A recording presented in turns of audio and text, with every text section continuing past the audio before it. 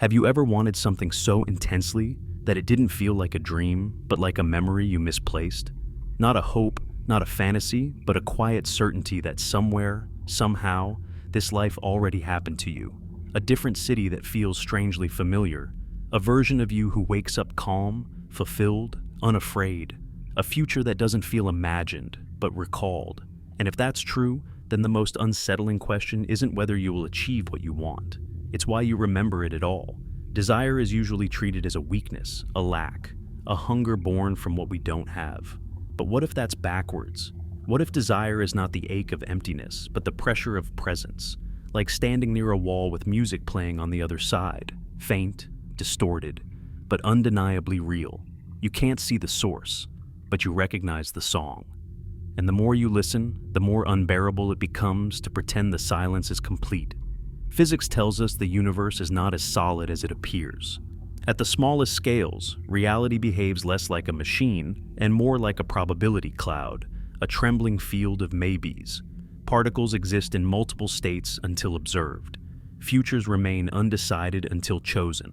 And every choice, no matter how small, collapses one possibility while abandoning countless others. We call those abandoned possibilities what-ifs. But physics has a colder name for them. They don't vanish. They decohere. They separate. They continue.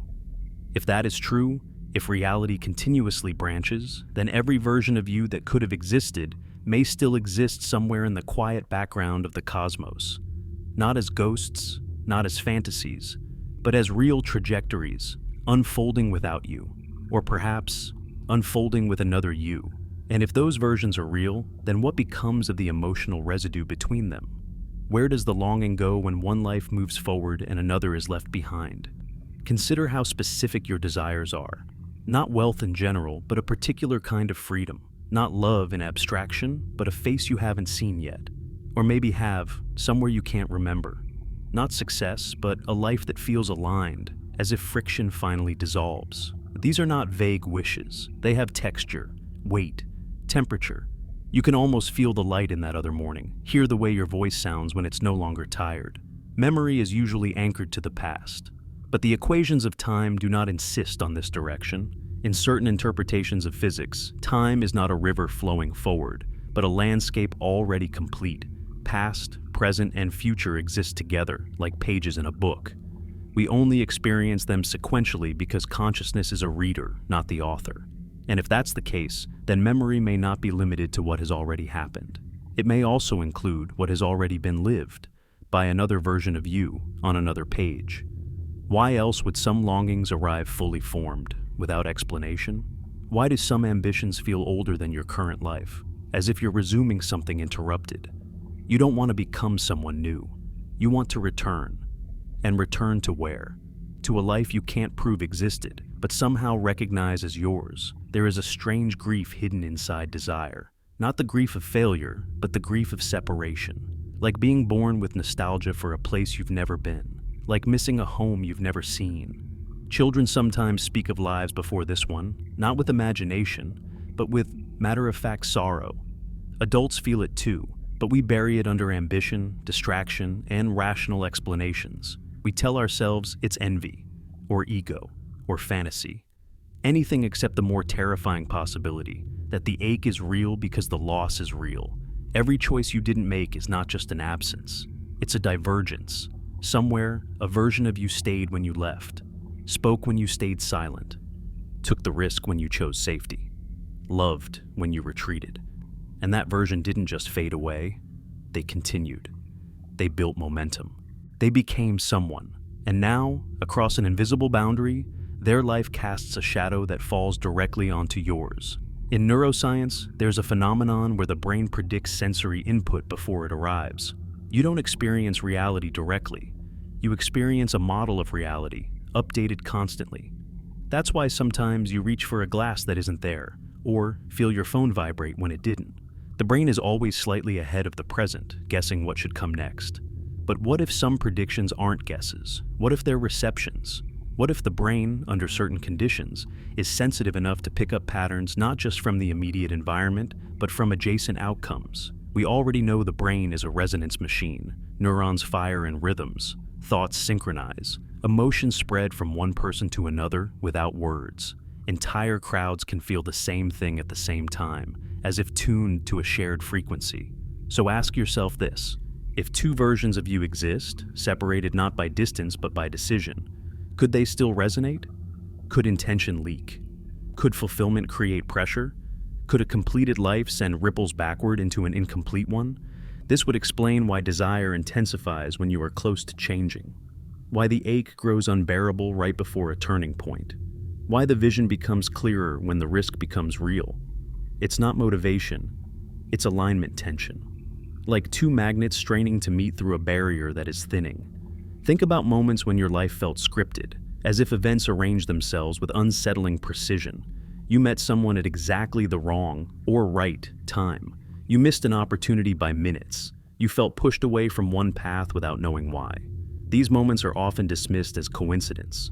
But not coincidence is just the word we use when patterns make us uncomfortable. The universe, at fundamental levels, is not random. It is probabilistic. And probabilities have structure. They bend, they cluster, they favor certain outcomes over others, as if something is optimizing a route. What if your life is not moving forward blindly, but trying to rejoin something it once almost became? What if the universe is not indifferent to your potential, but actively correcting for divergence?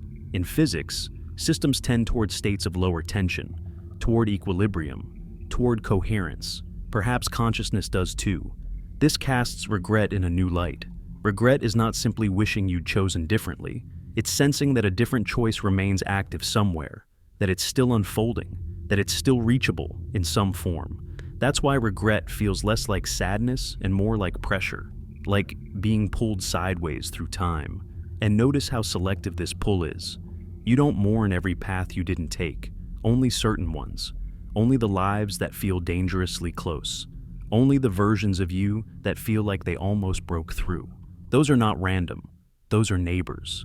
The unsettling implication is this: if desires are echoes, then echoes come from sources, and sources are real. Somewhere, a version of you may already be living the life you ache for.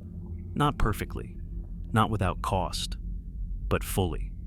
And if that life exists, then your longing is not aspirational.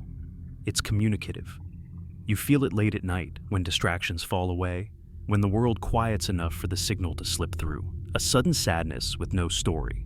A calm certainty that you're meant for something specific. A sense that time is running out. Not because you're failing, but because convergence has a window.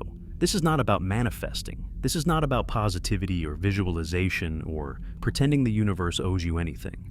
This is about listening, about recognizing that your inner life may be responding to something real, something already in motion. And the more you ignore it, the louder it becomes. Because echoes don't stop on their own. They fade only when the source is silenced, or when the listener finally turns toward it. So ask yourself, quietly, honestly, what if the life you want is not ahead of you, but beside you? What if it's not something you need to build, but something you need to align with? And if that's true, then the most dangerous thing you can do is pretend you don't hear it calling. Have you noticed how some moments in life feel heavier than they should, as if they are carrying more than just the present inside them? A decision that keeps you awake for years, a person whose absence feels louder than entire crowds, a road you didn't take that still feels strangely active. These aren't ordinary memories. They behave differently. They don't fade. They don't soften. They hover, like unfinished sentences in the structure of your life. And the unsettling question is not why they matter so much, but why they refuse to stay in the past. We are taught to imagine ourselves as singular beings, moving forward along a clean line of time, leaving discarded versions behind like old skins. But this story is too neat, too comfortable. Reality, at its deepest level, does not favor straight lines. It favors branching, interference, overlap. In quantum mechanics, when a system has multiple possible outcomes, it doesn't choose one politely and erase the rest. The wave function spreads. Possibilities coexist, and only from a limited perspective does it appear as if one reality won. From a wider view, nothing is truly lost. It is only separated. If this is true for particles, why would consciousness be exempt? Why would the most complex phenomenon we know, awareness itself, be the one thing that collapses cleanly, obediently, without residue? What if consciousness also branches? What if the you reading these words is only one cross-section of a larger structure, a multidimensional pattern moving through possibility space? Imagine two lives standing back to back at a single moment of choice. One version of you says yes, the other hesitates. From that instant, the futures begin to diverge. Different mornings, different conversations, different scars. But divergence does not mean disconnection. In physics, systems that share an origin often remain correlated, even when separated. They carry traces of each other. Information doesn't need wires to persist. It only needs history. This is where the idea becomes uncomfortable, because if another version of you exists, one who followed through, one who endured, one who crossed the threshold, then their experiences may not be sealed off. They may be bleeding through in subtle ways, as sensations, as urges, as restlessness you can't soothe with explanations. Think about how often your mind drifts toward a very specific version of yourself. Not richer, not more famous, but calmer, clearer. Someone who seems to move through life with less resistance. Someone whose decisions feel inevitable instead of exhausting. This figure is oddly consistent, isn't it? It doesn't change much over the years. You refine it, but you don't replace it. Almost as if you're not inventing it, but remembering it. In neuroscience, the brain maintains multiple models of the self simultaneously. There is the self you are, the self you think you are, the self you fear becoming, and the self you aim toward. These models interact constantly, shaping motivation and emotion. But what if one of those models is not hypothetical? What if one of them is fed by data, not imagination? What if the brain is not creating a target, but tuning into an existing signal? You felt this signal during moments of sudden clarity, when everything aligns for a second and you think, this is it. This is where I'm supposed to be. And then it slips away, leaving behind a quiet grief that feels disproportionate to the moment. That grief is the clue. It suggests loss without an event, separation without a goodbye. The universe is filled with paired phenomena, matter and antimatter, action and reaction, signal and noise. Even time itself may have symmetry, with processes running forward and backward at fundamental scales. We are surrounded by evidence that reality prefers balance, correspondence, mirroring. So why would your life be an exception? Why would there be only one you, unreflected, unpaired, moving alone through an otherwise relational cosmos? There is a concept in physics called interference. When two waves occupy the same space, they don't collide, they combine. Sometimes they amplify each other, sometimes they cancel each other out. The resulting pattern can be beautiful or destructive, depending on alignment. Now imagine consciousness as a wave. Imagine two versions of you existing in near proximity, not in space, but in possibility. What happens when those waves overlap? You may already know the answer. Anxiety without cause, motivation that surges and collapses, a sense of being pulled forward and held back at the same time, as if something is accelerating while something else is braking. These are not moral failures. They may be interference patterns. People often say they feel out of sync with their life, like they arrived late to their own existence, like the timing is wrong. Even when the circumstances are right, this feeling is rarely addressed seriously because it doesn't fit into productivity or pathology. But what if it's neither laziness nor depression? What if it's desynchronization, a phase mismatch between who you are here and who you are somewhere adjacent? There are moments when this mismatch sharpens, near big decisions, near endings, near beginnings. That's when the pull becomes strongest. That's when you feel watched by your own future. Not in a supernatural way, but in a structural one, as if your life is being compared against a template, and deviations are being flagged internally. This might explain why some opportunities feel charged before they even arrive. You hear about a place, a project, a person, and something in you reacts instantly, before logic can intervene. Your body knows. Your mind scrambles to catch up. And when you ignore that reaction, the discomfort doesn't fade, it accumulates. In complex systems, ignored signals don't disappear.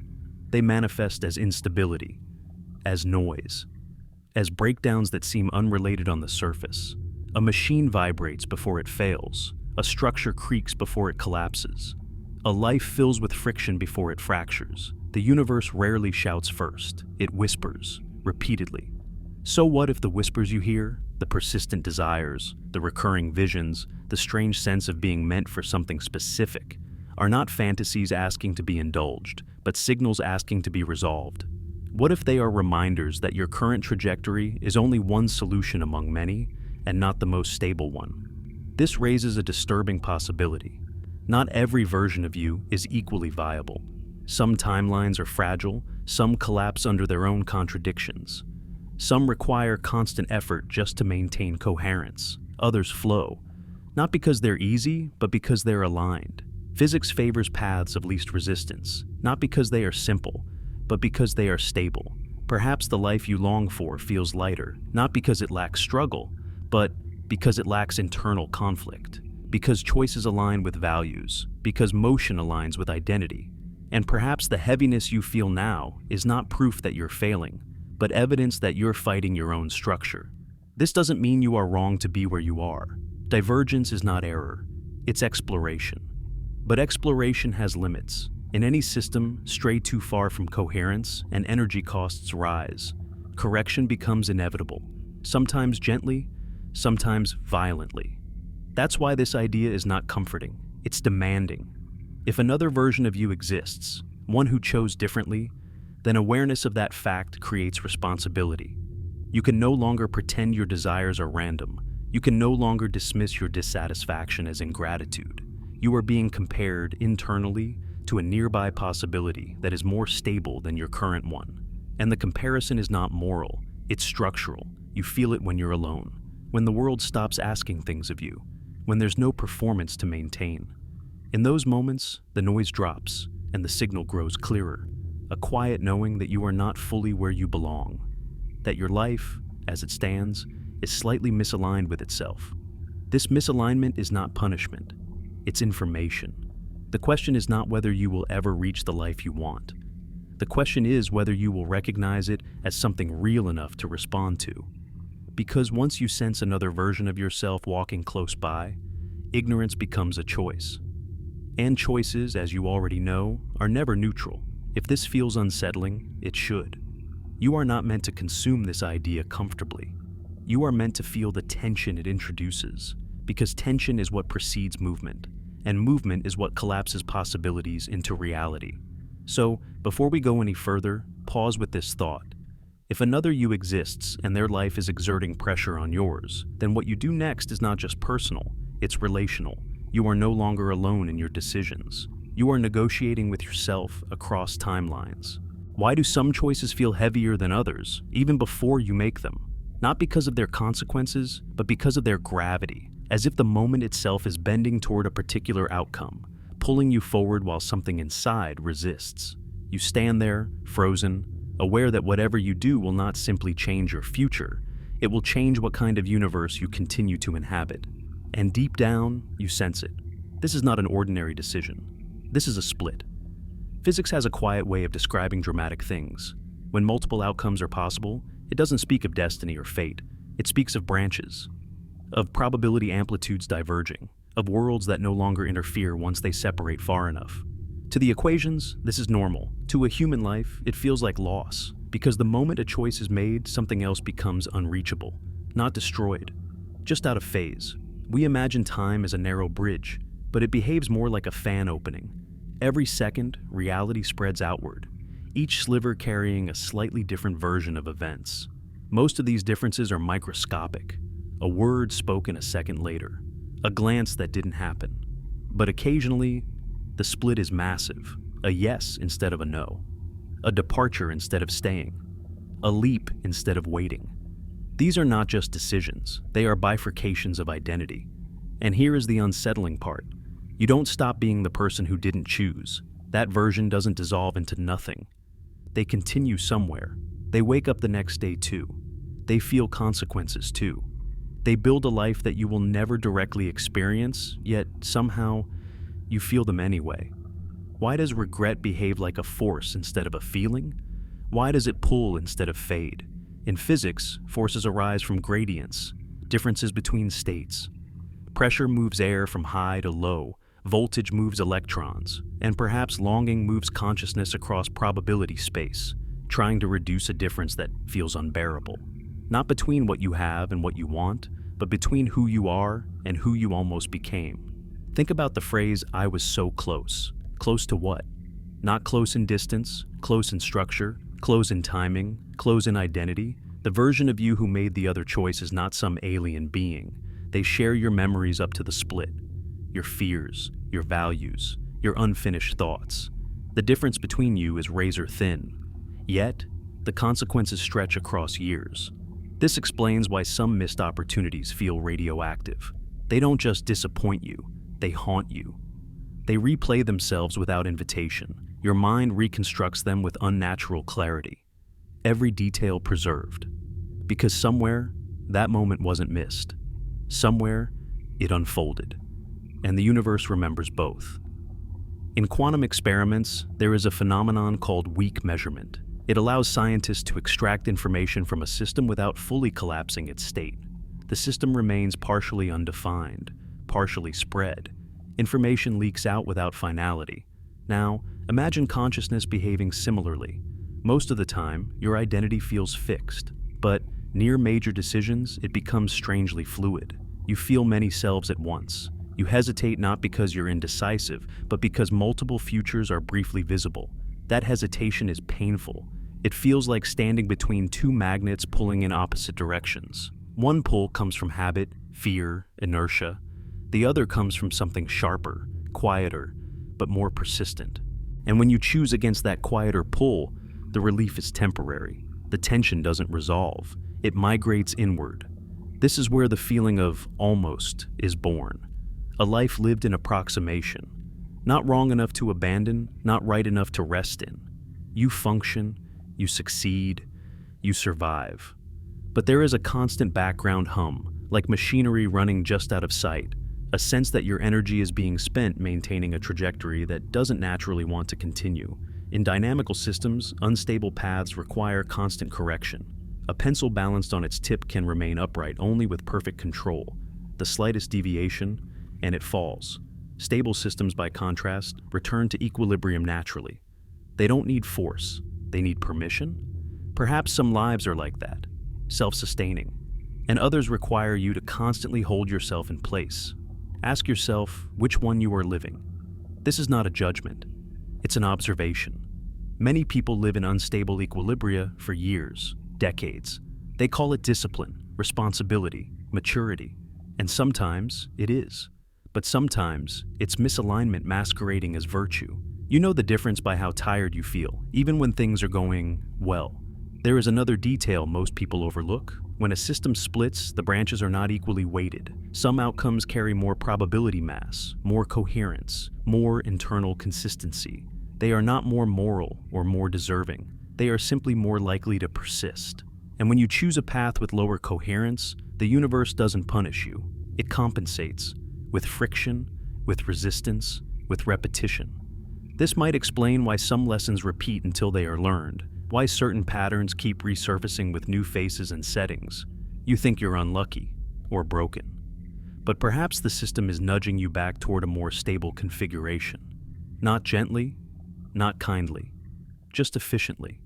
People often ask why life feels harder for some than others, why effort doesn't translate equally into progress, why some people seem carried while others push endlessly against invisible walls.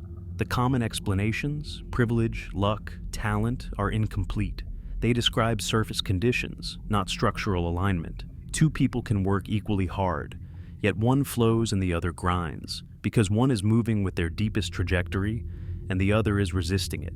And here is the uncomfortable implication. Effort is not always noble. Sometimes it is the cost of denial. This doesn't mean the easier path is painless. Stability does not mean comfort.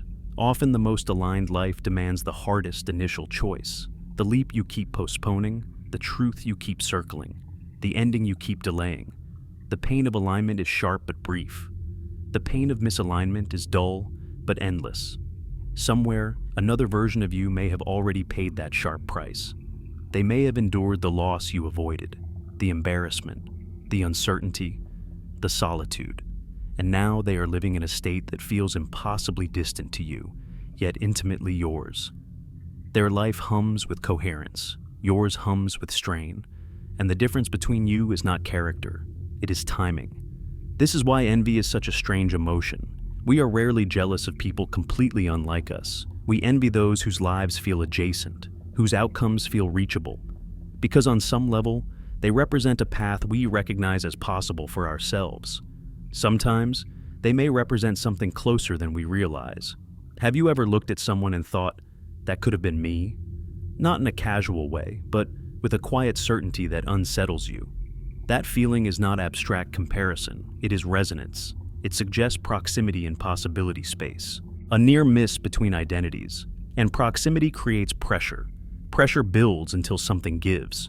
In geology, tectonic plates lock together for years, accumulating stress. When they finally slip, the release is violent. But the violence is not the cause, it is the correction.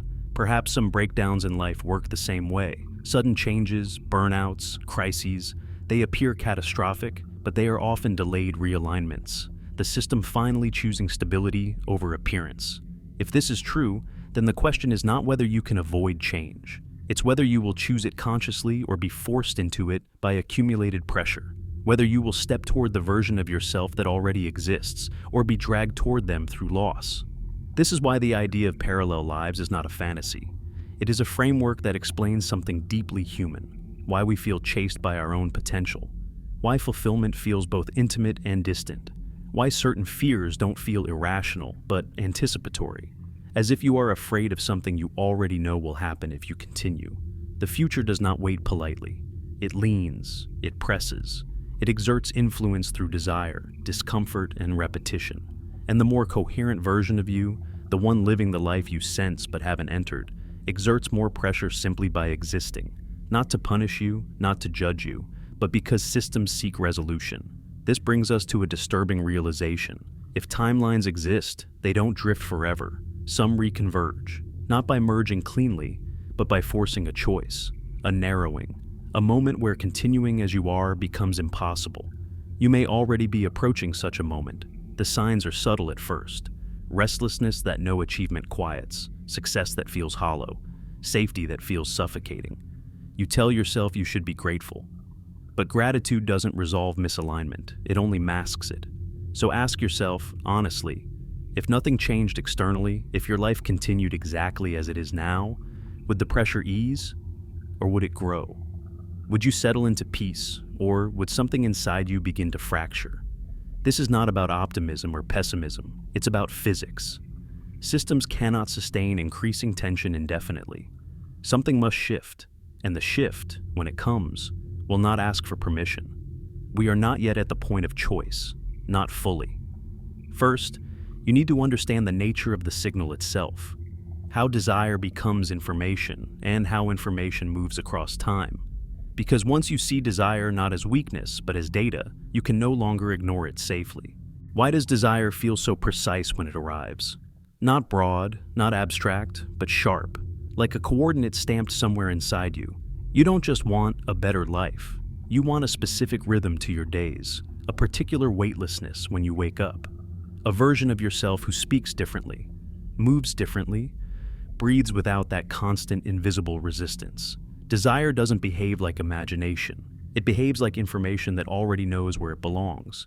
In physics, information is never meaningless. It is conserved, it moves, it transforms. Even when energy dissipates, information leaves a trace. The universe remembers what has happened, not emotionally, but structurally. Every interaction writes itself into the fabric of reality, and once written, it cannot be fully erased. Only scrambled, displaced, hidden in correlations too subtle to notice at first. So, when a desire keeps returning, unchanged by time or logic, we should ask a dangerous question. Where did this information originate? Because information does not appear spontaneously.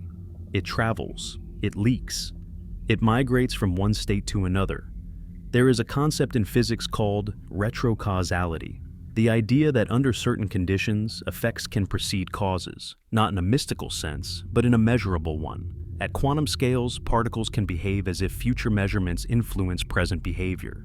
The system responds to what will be observed, not just what has already occurred. Time, at its deepest level, is not strictly one-directional. It is negotiable. Now, imagine consciousness operating inside such a universe. Imagine a future state of you, coherent, stable, fully lived, acting like a strong signal in the field. That state contains information, patterns of thought, emotional baselines, habits, identities, and that information doesn't stay politely confined to its point in time. It exerts influence, backward, sideways, inward. This could explain why some desires arrive with urgency instead of fantasy, why they don't feel optional, why ignoring them doesn't dissolve them but intensifies them, like an error message that keeps resurfacing because the system refuses to proceed until it's addressed. Think about how you recognize these desires. You don't argue yourself into them. They emerge whole, often at inconvenient times, when you are settled, when you are safe, when pursuing them would disrupt everything you've built. If desire were just ego, it would be loud and impulsive. But these desires are quiet and relentless. They don't shout, they wait. Waiting is a sign of confidence. In communication theory, a strong signal does not need repetition. A weak signal does. Noise shouts, clarity hums. The most dangerous desires are not the dramatic ones. They are the persistent ones, the ones that return unchanged after years of neglect, compromise, and rationalization. You may have noticed how these desires don't compete with each other. There are only a few, maybe only one, and it doesn't replace itself with new versions as you age. It matures, deepens, sharpens, almost as if it is tracking you, updating itself to remain compatible with who you are becoming. That is not how fantasy behaves. Fantasy grows bored. Fantasy shifts. Fantasy dissolves under pressure. This does not. There is another clue hidden in how desire feels in the body. It is not restless like craving. It is heavy, grounded, sometimes even calm. When you imagine the life it points to, your nervous system doesn't spike. It settles. Your breathing changes. Your muscles loosen, as if your body recognizes the environment before your mind does. The body is older than language, older than culture. It evolved to respond to real conditions, not imagined ones. When the body relaxes in response to an idea, it is because that idea maps onto a state it believes is viable, safe, coherent, lived. This suggests something unsettling, that your body may be responding to memories that are not yours alone. In certain theories of memory, recall is not retrieval, but reconstruction. Each time you remember something, you rebuild it from fragments, influenced by the present. The past is not fixed, it is updated. But what if some reconstructions are not from your past at all? What if they are cross-temporal impressions? Not memories of what was, but memories of what is, somewhere else. You have felt this when a future possibility feels more real than your current circumstances. When imagining it doesn't feel like projection, but recognition. Like saying, "Oh, there you are," instead of "someday, maybe." This is the leak. Information does not respect the emotional boundaries we wish it would. If a future version of you exists in a highly coherent state, that coherence creates order, and order propagates. It pulls probability toward itself. It biases outcomes, not deterministically, but statistically. Over time, the universe begins to favor paths that lead toward stable configurations. That's why some opportunities seem to appear repeatedly until you either accept them or close the door entirely. The system is not being kind, it is being efficient. But here is where the tension sharpens. Information leakage does not come with instructions. Desire arrives without a manual. You feel the pull, but not the path. And in that gap, fear thrives. Because moving toward alignment often requires dismantling the scaffolding of your current life, identities you rely on, narratives that protect you, roles that make sense of your suffering. The future version of you, the one sending the signal, already dismantled those things. That's why their life feels lighter. But you are standing at the beginning of that process, staring at the cost instead of the coherence. This is why desire can feel cruel. It shows you the destination without compensating you for the journey. And so many people do what seems reasonable. They reinterpret the signal. They shrink it. They domesticate it. They tell themselves they want less because wanting what they actually want feels irresponsible, unrealistic, dangerous. They try to redirect the information into safer containers, hobbies, distractions, daydreams, anything that allows the signal to exist without demanding action. But information resists distortion. When compressed too tightly, it creates noise, anxiety, restlessness, depression without a clear source. The psyche begins to glitch, not because it is broken, but because it is overloaded with unresolved data. You see this in people who have done everything right and still feel wrong, who have built impressive lives that feel like elaborate avoidance structures. They are not ungrateful. They are misaligned. Their internal data does not match their external configuration. In complex systems, mismatched data produces errors, repeated ones. The system attempts correction again and again. If correction fails, the system escalates. It introduces instability. It forces change through discomfort. This is not punishment. It is convergence pressure. The closer two trajectories are in possibility space, the stronger the pressure between them. If the life you are living and the life you could be living are very different, the pressure is weak. You don't feel haunted by being an astronaut or a medieval monk. Those versions are too far. But the life you ache for is close, painfully close. That proximity amplifies the signal. You are not imagining this. You are responding to a nearby configuration that is more stable than your current one. This raises an uncomfortable responsibility. If desire is information, then ignoring it is not neutral. You are choosing to live with corrupted data. You are asking your system to operate on false assumptions about who you are and where you are meant to go. That requires energy, constantly. This is why people burn out, not from effort, but from effort in the wrong direction. This is why rest doesn't restore them, because rest only replenishes energy. It doesn't correct trajectory. The future version of you, the one whose life you feel, does not need motivation. They do not need constant self-talk to keep going. Their actions reinforce themselves. Their identity and behavior are in resonance. Energy circulates instead of leaking. And that circulation is what you are sensing.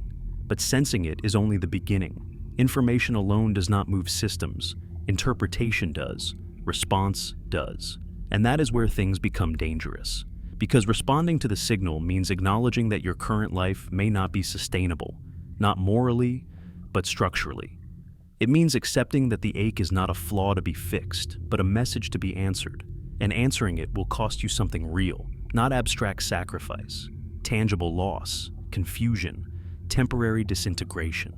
This is why most people turn away here. They prefer explanations that soothe rather than destabilize. They would rather believe desire as fantasy than face the implication that their life requires reconfiguration. But you didn't come here for comfort. You came because something inside you already knows that the signal is real, that it is not fading, that it is intensifying as time passes. And that intensity is not a threat, it is a countdown. Before we can talk about how to respond, we need to confront something even darker, because not all information leakage is benign. Not all future states want to be reached. Some are warnings, not invitations. And learning to tell the difference may be the most important skill you ever develop.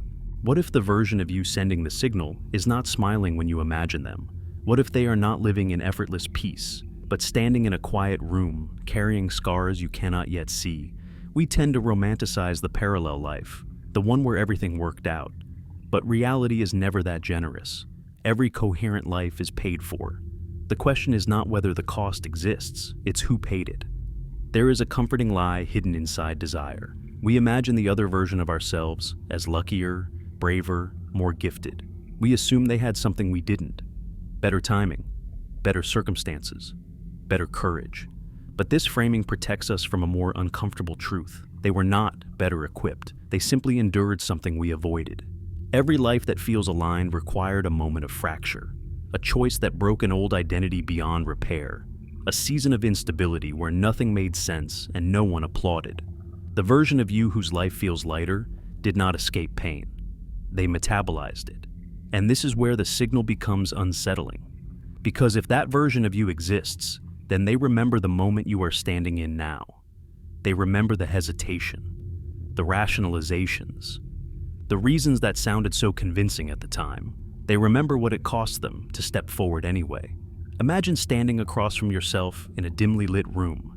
Same face, same eyes, same history up until a single point. And then the divergence. One of you chose certainty. The other chose comfort. One chose risk. The other chose explanation. Neither choice was evil, but only one led to coherence. That other you does not look at you with judgment. They look at you with a strange mixture of understanding and impatience, because they know exactly what you're feeling. They felt it too. They just didn't let it decide for them. This is the part we rarely confront. The future self you long for is not a reward. They are a witness. In psychology, there is a concept called counterfactual selves, the versions of who we might have been. These imagined selves can motivate or torment us, depending on how close they feel. When the gap is small, the emotional charge is intense. But psychology treats these selves as fiction, internal narratives, useful illusions. Physics does not require such modesty. Physics allows for persistence. If that counterfactual self is real, if they are not imaginary but actual, then your inner dialogue takes on a different weight. You are not arguing with yourself. You are negotiating with someone who already knows the outcome of your hesitation. This explains a peculiar emotion many people feel but struggle to name: shame without wrongdoing. A sense of having disappointed something that never accused you. You haven't failed publicly. You haven't broken a promise. Yet something inside you feels quietly let down. Not by others, by yourself, but not the self you are, the self you could have been. That feeling does not come from morality. It comes from mismatch. In physics, when a system is forced to operate outside its optimal parameters, it generates heat, waste, entropy. It degrades faster. That degradation is not a punishment. It is feedback, a signal that the system is being used incorrectly. Living against your deepest trajectory produces a similar effect. Emotional heat, mental noise, a constant drain that no amount of rest fully repairs.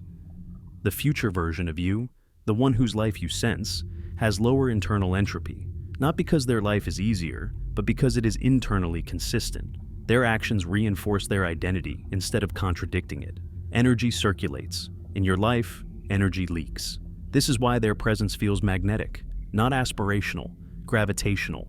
But gravity is not gentle. It pulls everything, including the parts of you that would rather stay as they are. That's why responding to the signal feels like a threat to your current identity, because it is. Your current self is not wrong. It is adaptive.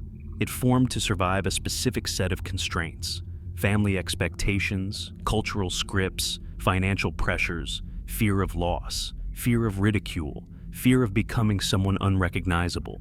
These fears were not irrational. They kept you alive. They kept you functional. They kept you accepted. But they were never meant to be permanent. The future version of you exists because, at some point, those protections expired. They became liabilities, and that version of you recognized it, not intellectually, but viscerally.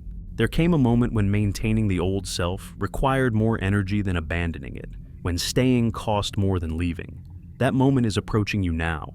That is why the signal is growing louder. This is where people often misunderstand courage. Courage is not confidence. It is not certainty. It is not the absence of fear. Courage is the willingness to let an identity die before a new one has proven it can survive. It is choosing instability over stagnation without a guarantee of relief. The future you did that. And they did it alone. They lost things you still have. Relationships that could not cross the threshold with them. Roles that made sense in the old configuration. Approval that was conditional on staying familiar. They paid those costs up front while you were still paying them slowly, in fragments, through dissatisfaction. This is why the signal is not purely inviting. It carries a warning. It says, this life is possible, but not without becoming someone you are currently protecting yourself from becoming. And here is the darkest part. If you do not move toward that life, the pressure does not disappear. The universe does not shrug and say, fair enough. It continues optimizing. It introduces stressors that destabilize your current configuration. Not maliciously, mechanically. The way a river erodes its banks until it finds a straighter path. People often describe these stressors as bad luck, as betrayal, as burnout, as inexplicable collapse. But from another perspective, they are forced updates. The system removing outdated structures that no longer support your trajectory. The future version of you lived through this too. Their life did not become coherent overnight. There was a period, often long, where everything fell apart, where the old self fought to survive, where doubt screamed louder than intuition, where regret whispered that it was too late to turn back. But coherence is patient. It waits for the noise to burn itself out. This is why the life you want does not feel flashy. It feels quiet, stable, almost boring from the outside, because stability is not exciting. It is sustainable, and sustainability is what the universe selects for. You are not being asked to chase happiness. You are being pulled toward coherence. The future version of you is not happier in every moment. They still struggle. They still doubt. They still experience loss. But their struggles make sense to them. They are aligned with their values, their direction, their identity. Their pain is meaningful. Yours often feels arbitrary. That difference matters more than comfort. So, when you imagine that version of yourself, don't ask what they gained. Ask what they lost. Ask what they had to give up to become real. Ask what illusions they surrendered, what safety they sacrificed, what excuses they burned, because those same costs are waiting for you. This is why desire feels like a dare. It doesn't beg. It doesn't seduce. It waits for you to acknowledge the price. And only then does it intensify, as if to say, now that you see the cost, do you still want the life? Most people answer no without realizing they have. They keep their current life and slowly trade away their aliveness. They become functional, respected, numb. They call it adulthood. They call it realism. But beneath that narrative is a quieter truth. They chose the version of themselves that could survive without transforming. You are still deciding. The future version of you is not offended by hesitation. They understand it intimately. What they cannot do is wait forever, because systems don't allow permanent suspension. Eventually, one trajectory must dominate. And here is the final, unsettling realization of this segment. The future you does not need you to become them for their life to remain real. Their timeline is stable. Yours is the one under negotiation. You are not choosing whether that life exists. You are choosing whether you join it. In the next segment, we need to confront something even more disturbing. What happens when two versions of a life begin to pull toward the same convergence point? When proximity turns into interference? When alignment becomes dangerous? What happens when two versions of the same life drift too close to each other? Not metaphorically. Structurally, what happens when parallel paths that were meant to remain separate begin to curve inward, pulled by the same gravity well of meaning, identity, and unresolved intention? In physics, convergence is never gentle. When trajectories intersect, something must give. For most of your life, divergence has protected you.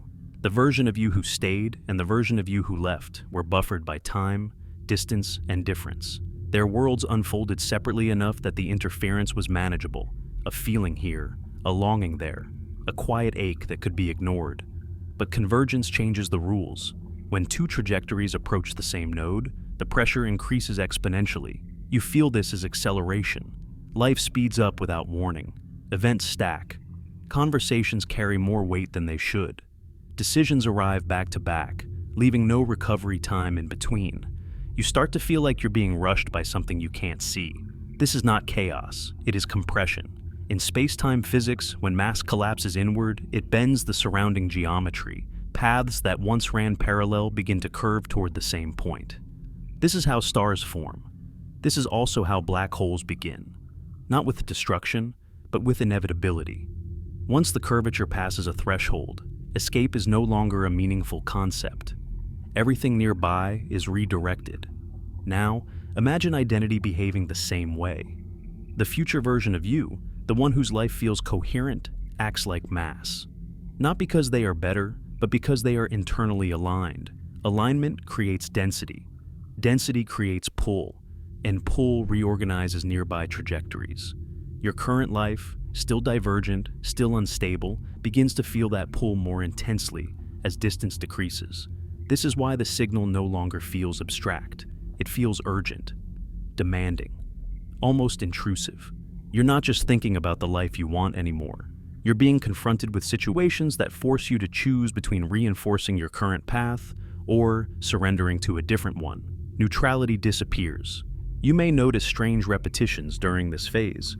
the same themes appearing through different people, the same lessons disguised as new opportunities, the same conflicts resurfacing with higher stakes. This is not the universe being cruel, it is the system attempting convergence through redundancy. If one path fails, it tries another. Efficiency over elegance. In interference experiments, when two coherent waves overlap, they create patterns, regions of amplification and regions of cancellation. Bright lines and dark gaps. If consciousness operates similarly, then convergence produces extremes. Moments of profound clarity followed by sudden confusion. Intense motivation followed by paralyzing doubt. It feels unstable because it is unstable. Two patterns are trying to occupy the same space. This is where many people break. Not because they are weak, but because they misunderstand what is happening. They think something is wrong with them. They seek diagnosis, distraction, explanation. They try to stabilize a system that is meant to destabilize. They apply brakes where acceleration is required. But convergence is not a problem to be solved. It is a process to be completed. Think about how often major transformations in life are preceded by disorientation, identity confusion, emotional volatility, a sense of losing control. We frame these as crises. But from a systems perspective, they are reconfigurations. The old structure can no longer support the incoming pattern, so it begins to fracture. This fracture is not random, it targets what is misaligned first. Beliefs that no longer fit, relationships that depend on the old version of you, habits that were once adaptive but are now constraining. You may experience this as betrayal, loss, or failure. But look closely. What is actually being removed? What no longer makes sense once you acknowledge who you are becoming? The future version of you already passed through this zone. That's why their life feels quieter. They are no longer in interference. They are on the other side of it. Their coherence is not a miracle. It is a consequence. And this is where the danger lies. Because during convergence, the cost of resistance rises sharply. You can still choose to turn away, but the system will not return to its previous low-pressure state. You have crossed a threshold of awareness. You can no longer unknow what you know. The signal cannot be unheard. Resistance at this stage does not restore comfort. It creates fragmentation. This is why people sometimes sabotage their own lives just before a breakthrough. They quit at the edge. They retreat into numbing routines. They cling to identities that no longer function. They tell themselves, it's too late, too risky, too irresponsible. But beneath those stories is a simpler truth. They are afraid of losing the version of themselves that the world recognizes. Convergence threatens recognition. When two versions of you approach each other, only one can remain dominant. The other must dissolve. Not physically, narratively, socially, psychologically. The masks that worked before no longer fit. The explanations you use to justify your choices sound hollow. You feel exposed, even when no one is watching. This exposure is not vulnerability in the sentimental sense. It is structural nakedness. You are losing the buffer that allowed you to pretend your life could remain as it was indefinitely. Time compresses. The future presses closer. And suddenly procrastination feels dangerous instead of comfortable. You may notice an increase in synchronicities during this phase, meaningful coincidences, improbable encounters, information arriving exactly when you need it. These are often romanticized as signs or blessings, but they are also indicators of tightening probability distributions. The system is narrowing options, funneling you toward fewer viable paths. This can feel like being guided. It can also feel like being cornered. Both interpretations are correct. In mathematics, when multiple variables are constrained simultaneously, the solution space collapses rapidly. What once had many degrees of freedom suddenly has very few. This is efficient. It is also terrifying if you were relying on ambiguity to feel safe. Ambiguity allows delay. Convergence removes it. This is why the stakes feel higher now. Why the idea of wasting time suddenly feels unbearable. Why distractions lose their potency. Why entertainment feels hollow. You are not becoming joyless. You are becoming focused by force. The future version of you is not pushing you deliberately. They are not reaching backward with intent. Their coherence alone is enough to create pull. They are like a low-energy state that the system naturally wants to settle into. And you, still vibrating at a higher, noisier frequency, Feel the strain of that difference. This does not mean you are broken, it means you are close. But closeness is dangerous. In orbital mechanics, when an object passes too close to a massive body without the right velocity, it does not gently merge. It can be torn apart by tidal forces, pieces pulled in different directions. Identity can experience similar stresses. Parts of you want to move forward. Parts want to cling to the past. Parts want to disappear entirely. This is why some people experience depersonalization or numbness during major transitions. It is a protective response, the psyche reducing intensity to survive structural change. If you are in this phase, there is nothing wrong with you. You are undergoing reorganization. What matters now is not speed, but direction. Convergence does not require dramatic action immediately. It requires honesty. You cannot lie to yourself anymore without cost. Every small act of self-betrayal amplifies the interference. Every small act of alignment reduces it. The system is exquisitely sensitive at this stage. Minor adjustments have outsized effects.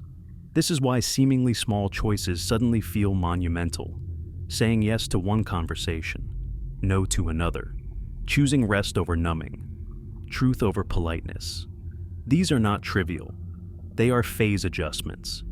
They determine which version of you stabilizes. You are not being asked to leap blindly. You are being asked to stop pretending that neutrality is possible, to acknowledge that you are already in motion, already under influence, already participating in a convergence process whether you like it or not. The most dangerous illusion at this stage is control, thinking you can manage this transformation without being changed by it, thinking you can extract the benefits of alignment without paying the cost of identity loss. That bargain does not exist. But neither does the fantasy of destruction. You will not vanish, you will reorganize. Something essential will remain, something truer. The future version of you is not a destination. They are a configuration, and configurations can be reached gradually, through resonance rather than force. But resonance requires letting go of what dampens it. This is the threshold where fear becomes loudest. Not fear of failure, but fear of success. Because success here means becoming someone you can no longer explain away, someone who cannot hide behind someday or maybe, someone who must live what they know.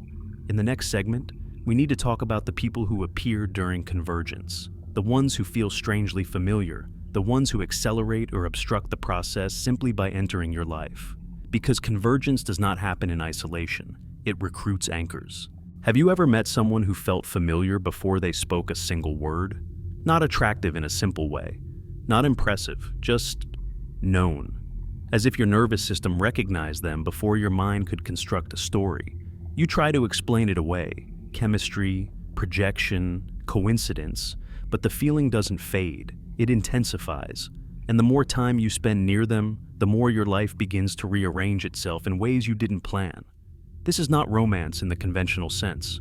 It doesn't always lead to love. Sometimes it leads to conflict, sometimes to loss, sometimes to a single conversation that alters your trajectory permanently. These people do not enter gently. They enter with force. And when they leave, they take a version of you with them. During convergence, the universe rarely works alone. It uses intermediaries, anchors, human nodes that stabilize or destabilize trajectories simply by existing in proximity to you. You don't choose them consciously, they appear. Often at moments when you are undecided, exhausted, or on the verge of settling into a life that doesn't quite fit. Think about the timing.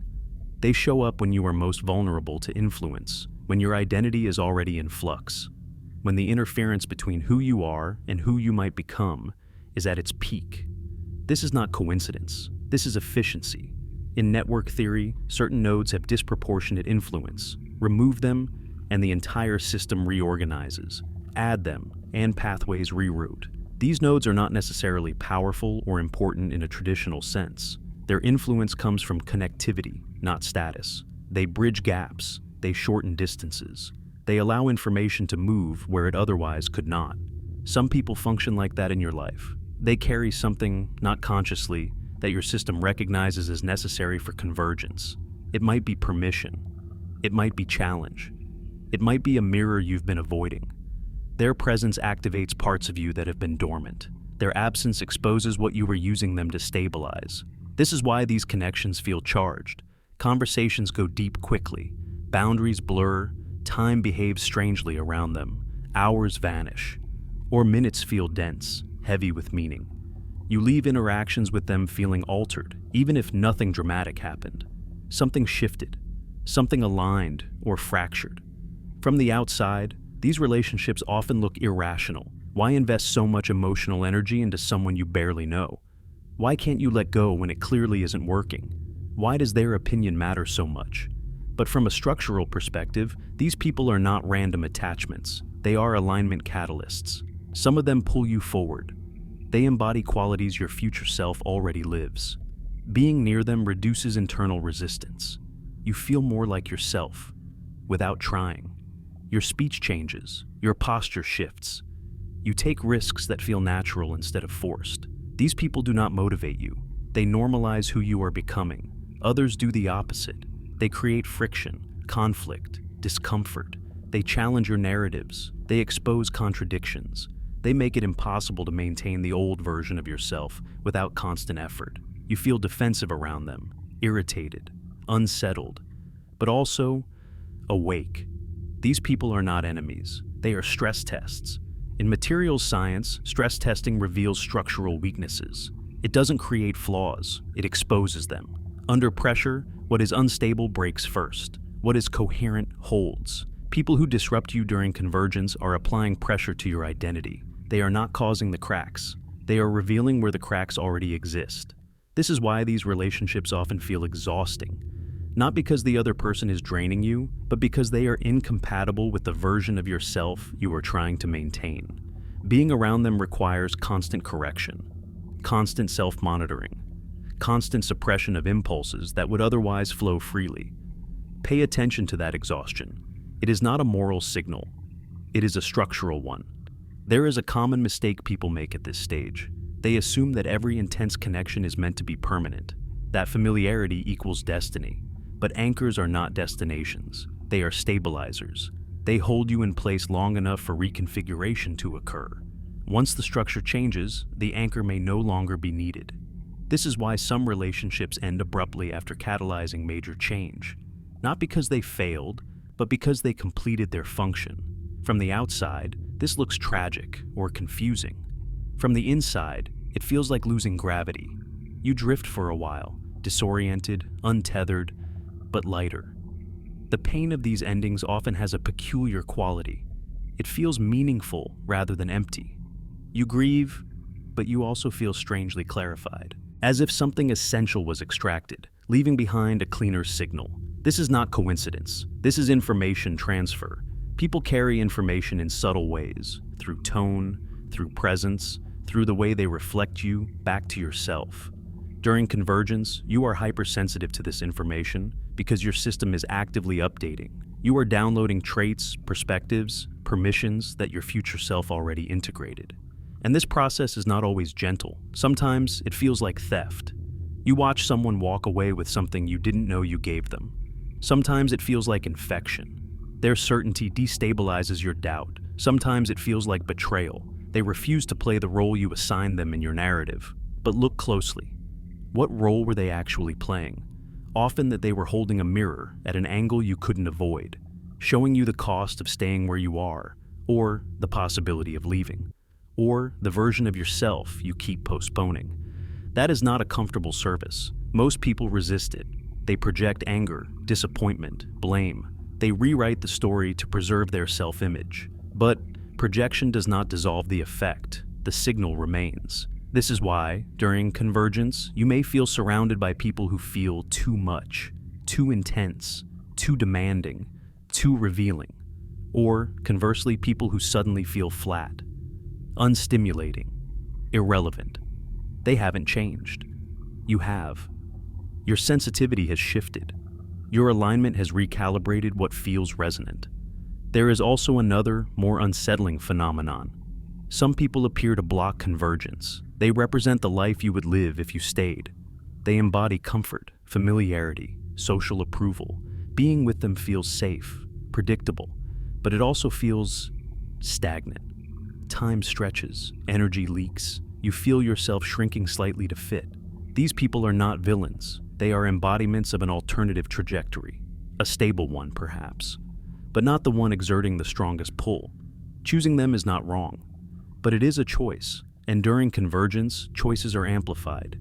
You may notice that staying with these people requires constant justification. You explain why it's enough, why it makes sense, why you shouldn't want more. Alignment does not require explanation. It requires courage. This is why relationships become the primary battlefield during convergence. Not careers, not locations, people. Because people stabilize identity. They reflect who you are allowed to be. Change the people, and the identity must update.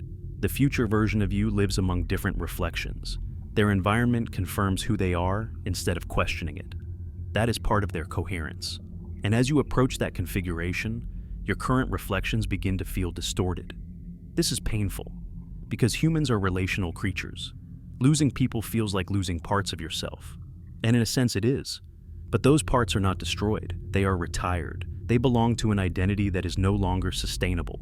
What matters now is discernment. Not every intense connection is guidance. Not every comfortable one is safety. You are learning to read resonance instead of story. Energy instead of intention. Coherence instead of chemistry. Ask yourself simple questions. How do I feel after spending time with this person? Expanded or contracted? Clear or foggy? Energized or depleted?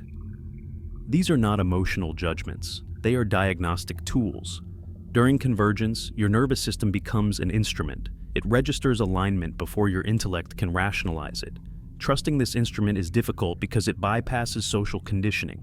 It asks you to prioritize coherence over approval, truth over harmony. This is where many people retreat. They choose to preserve relationships at the cost of alignment. They stabilize the old configuration. And the convergence pressure does not disappear. It redirects. It manifests elsewhere, in the body, in the mind, in sudden life events that force separation anyway, because convergence cannot be negotiated forever. The people who appear now are not accidents. They are part of the architecture of change. Some will walk with you for a long time, some only briefly. Some will hurt you deeply. Some will save you quietly. All of them are interacting with the same process.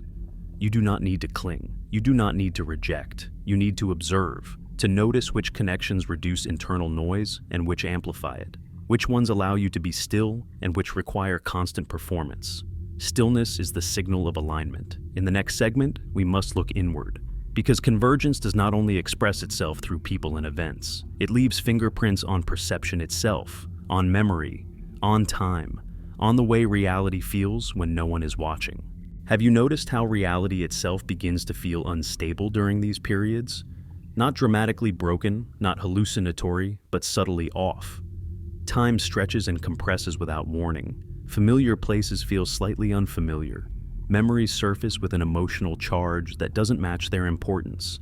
You walk into a room and forget why you're there, then remember something else you hadn't thought about in years. These are not random glitches, they are symptoms. When a system reorganizes, its interfaces become unreliable.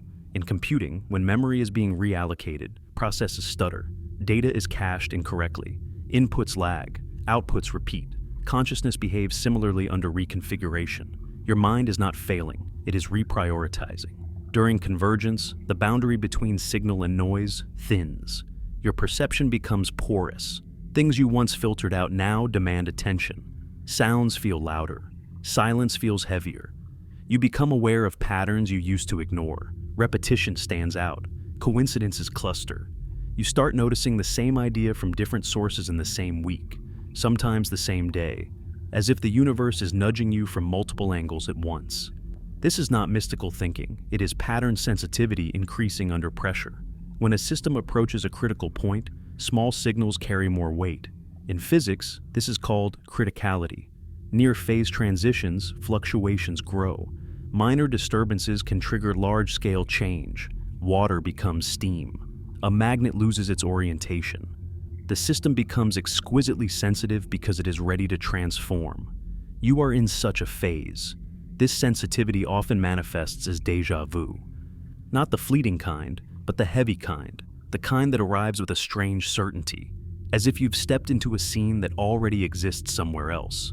You recognize the emotional landscape before the details. You know how it ends before it unfolds. And instead of excitement, you feel a quiet dread or a calm acceptance, as if this moment has been rehearsed. Déjà vu is usually explained as a memory error, a timing glitch in the brain's recognition systems. But that explanation feels thin when the experience carries emotional depth, when it feels like confirmation rather than confusion, as if your consciousness briefly overlapped with a version of events that had already occurred along a nearby trajectory. If two timelines run close enough, their informational boundaries may blur. Not enough to share details, but enough to share emotional outlines. You don't remember the facts, you remember the feeling. And the feeling tells you what kind of moment this is. A turning point, a warning, a convergence node. This is why déjà vu often accompanies major life events, rather than trivial ones. You don't feel it while brushing your teeth. You feel it when meeting someone significant, when making a decision you've postponed, when standing at the edge of something irreversible. The system flags these moments because they carry structural weight.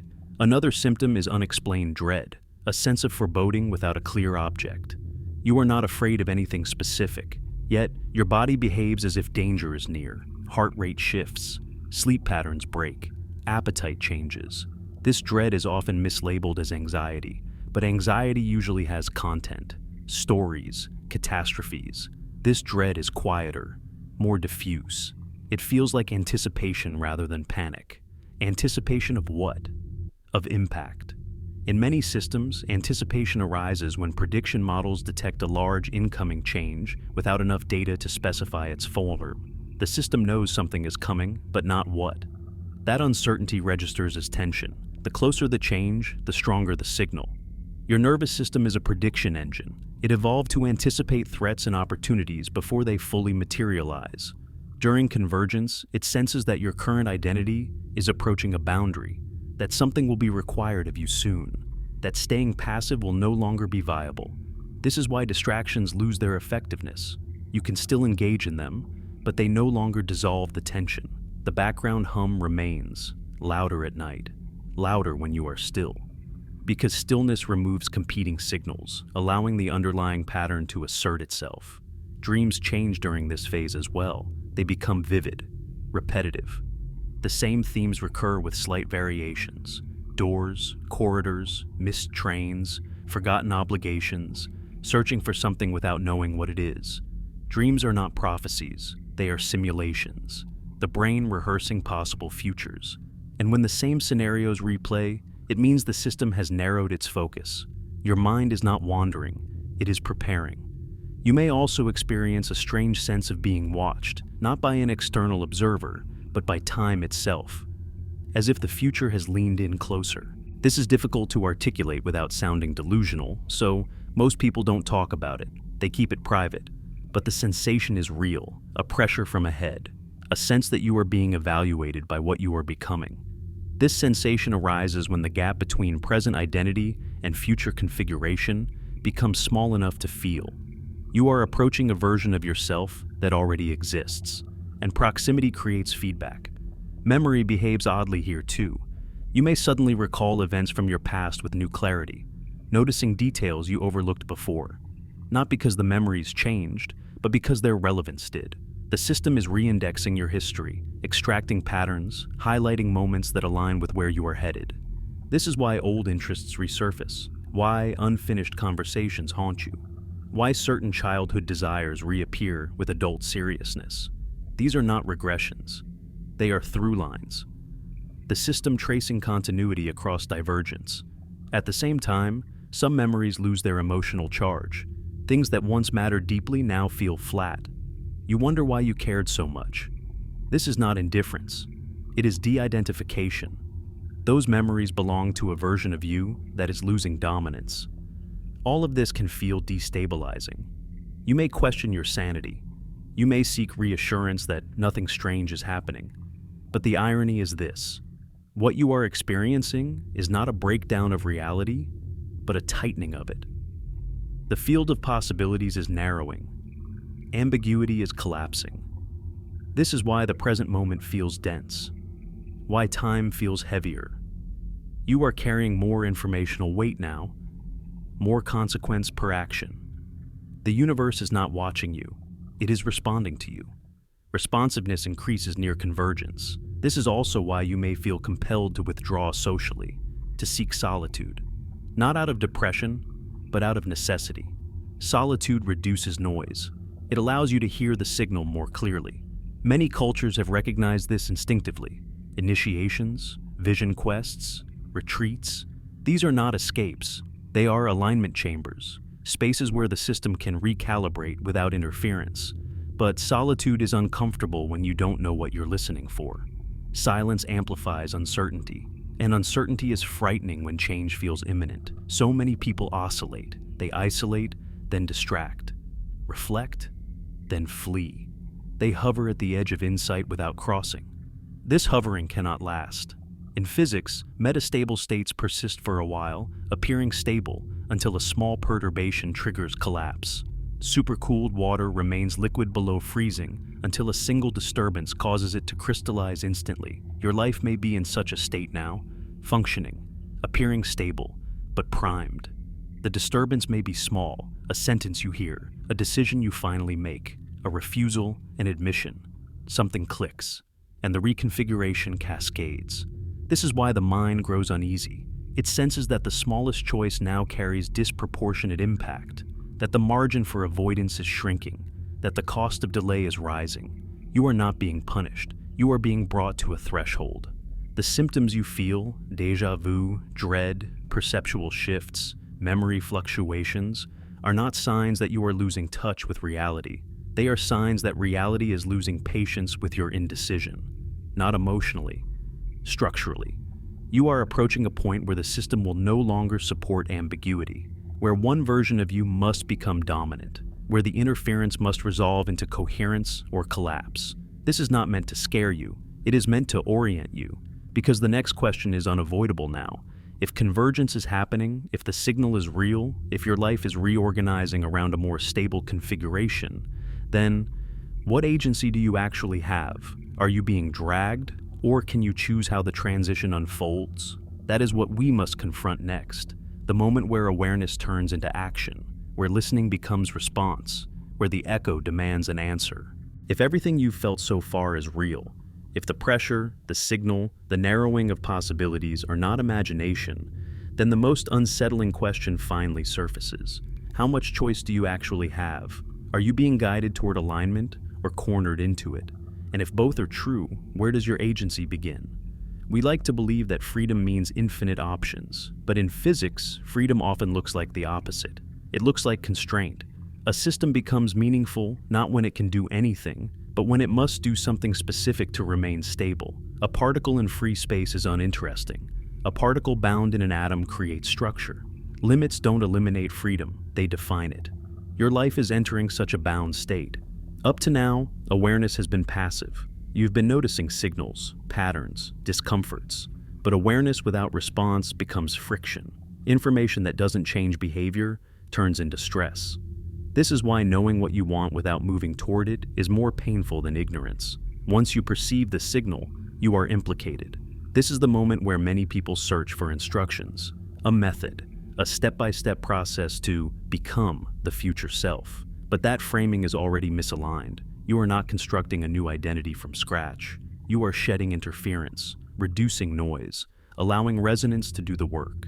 In physics, when a system seeks a lower energy state, it doesn't need to be forced. It needs obstacles removed, friction reduced, channels opened. Water doesn't need motivation to flow downhill. It needs a path. Your role now is not to become heroic. It is to become honest. Honesty is more disruptive than courage. Courage can coexist with denial. Honesty cannot.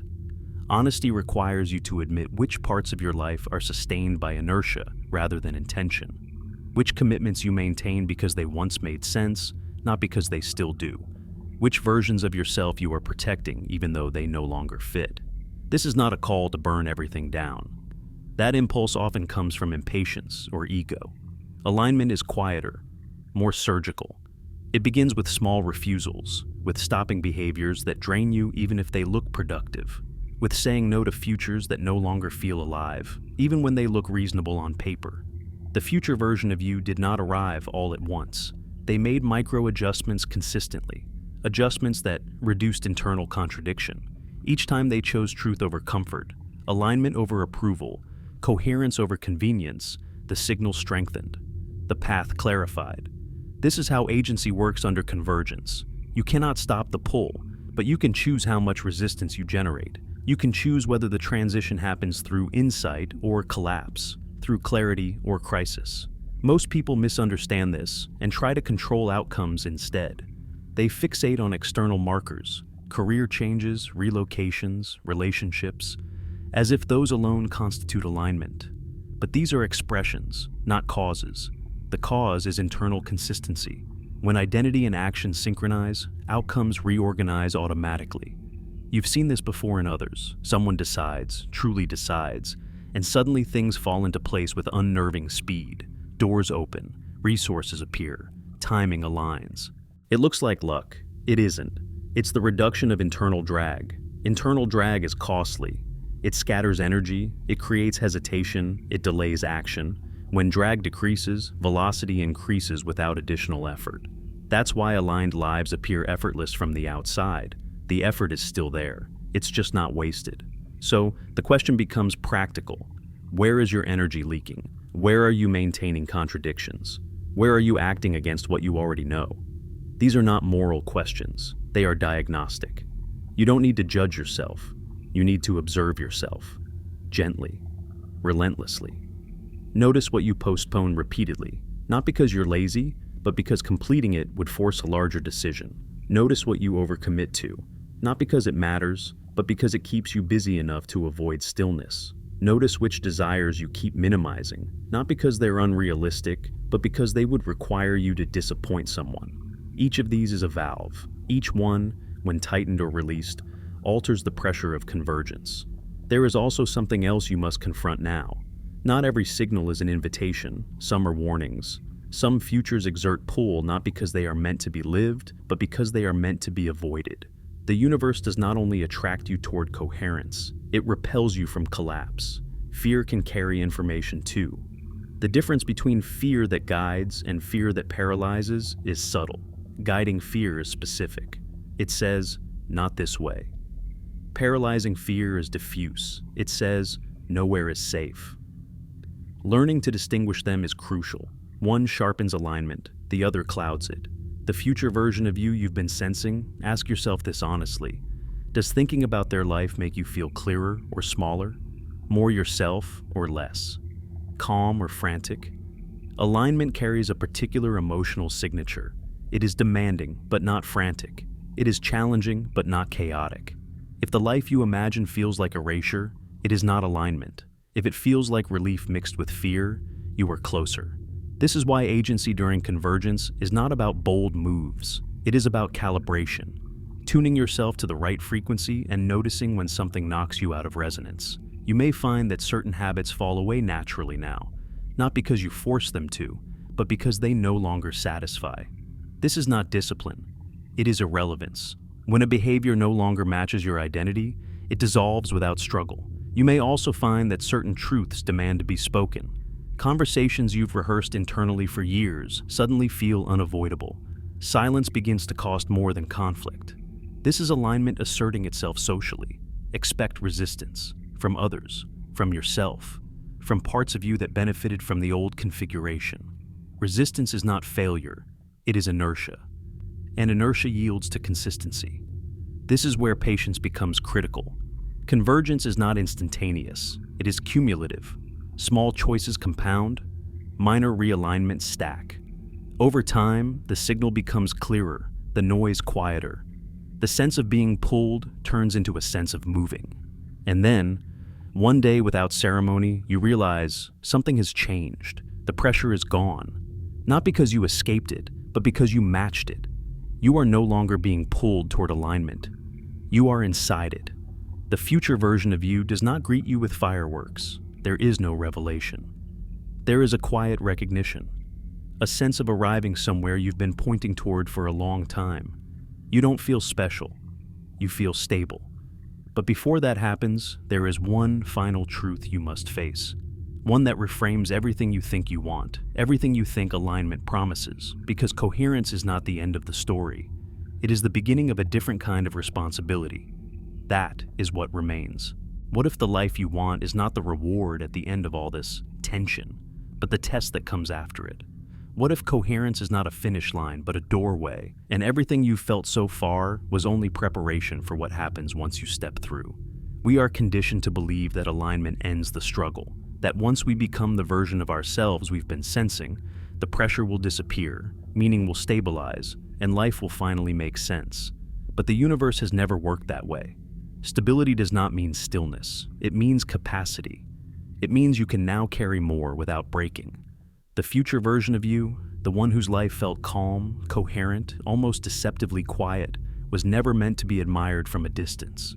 They were meant to be inhabited, and inhabiting them changes the rules of the game entirely, because coherence attracts responsibility. When a system stabilizes, it becomes a reference point. Others orient around it. Forces pass through it. In physics, stable structures don't disappear. They become frameworks. They influence trajectories. They bend paths. And consciousness is no exception. When you are aligned, your presence carries weight, not charisma, not authority, gravity. This is the part no one tells you. The life you want is not just easier. It is more consequential. When you are misaligned, your impact is scattered. Your energy diffuses. You try things, fail, retreat, repeat. The consequences are localized, limited. But when identity and action synchronize, everything you do propagates further. Words land harder. Choices ripple wider. Silence becomes noticeable. This is why the aligned life often feels lonelier at first. Not because you lose people, but because you lose noise. You are no longer buffered by confusion. You cannot hide inside contradiction. You are seen by others and by yourself. And being seen carries obligation. This reframes the parallel version of you in a final, unsettling way. They were not living your dream life. They were living your responsibility. They stepped into a configuration where their actions mattered more, not less, where excuses collapsed, where integrity became structural instead of aspirational. That is the scar you couldn't see when you imagined them. Alignment does not erase uncertainty. It concentrates it. You no longer wonder who you are, but you become accountable for being that person. You can no longer blame timing, circumstances, or confusion. You are now the variable. This is why some people sabotage themselves just after reaching coherence. They sense the increased demand and retreat into chaos, because chaos diffuses responsibility. Confusion is protective. Misalignment gives you cover. Alignment removes it. The universe is not asking you to be perfect. It is asking you to be precise. Precise with your words. Precise with your commitments. Precise with your attention. When you are aligned, sloppiness costs more. Self-betrayal echoes louder. You feel it immediately, not as guilt, but as dissonance. A sharp corrective signal. This is the real meaning of integrity. Not morality, but resonance. Actions that ring true produce stability. Actions that don't create instant feedback. And this is why the parallel you sensed felt so calm. Not because their life was easy, but because it was clean. Less contradiction, less internal negotiation, less wasted motion. Calm is not the absence of challenge, it is the absence of self-interference. Here is the final reveal that reframes everything you've experienced. Your desires were never asking you to become someone extraordinary. They were asking you to stop splitting yourself across incompatible lives. They were asking you to choose one trajectory and live it fully instead of living several halfway. The parallel versions of you were not competitors. They were experiments, explorations of possibility. And the reason one version begins to pull ahead, exerting pressure on the others, is not because it is superior, but because it is more coherent. It wastes less potential. The universe does not reward virtue. It selects for coherence. This is why the signal grew stronger as you approached it. This is why the pressure increased. This is why neutrality became impossible. You were not being chased. You were being narrowed. And now, at the end of this journey, the most important question is not, will I get the life I want? It is this. What will I do with it once it no longer feels hypothetical? Because the life you want will not complete you. It will expose you. It will place you in situations where your values are tested in real time, where your choices matter not just to you, but to others who feel your gravity. where opting out is no longer an option. You will become, whether you like it or not, a node in someone else's convergence story. This is how the universe scales meaning. Not by giving everyone what they want, but by turning aligned individuals into anchors for others. Reference points. Proof that coherence is possible and that it costs something real. You may already feel this beginning. People listening to you differently, seeking you out, reacting to you more strongly, or drifting away when they can no longer extract clarity from your confusion. This is not ego. This is structural shift. You are no longer broadcasting noise. You are broadcasting signal, and signal changes systems. This brings us full circle to the question we began with. Why did your desires feel like memories? Why did they arrive with such certainty, such specificity, such emotional weight? Because somewhere, in the architecture of reality, the life you wanted was already in motion, not as destiny, as a stable solution. And your consciousness, sensitive to coherence, felt its pull. But here is the final truth. The universe does not care which version of you survives. It only cares that the system resolves, that tension collapses into form, that possibility becomes structure. You cared. You felt the ache. You listened. And that listening is what made you different. If there is a parallel version of you who already lived the life you want, they were never ahead of you. They were showing you what coherence looks like from the inside.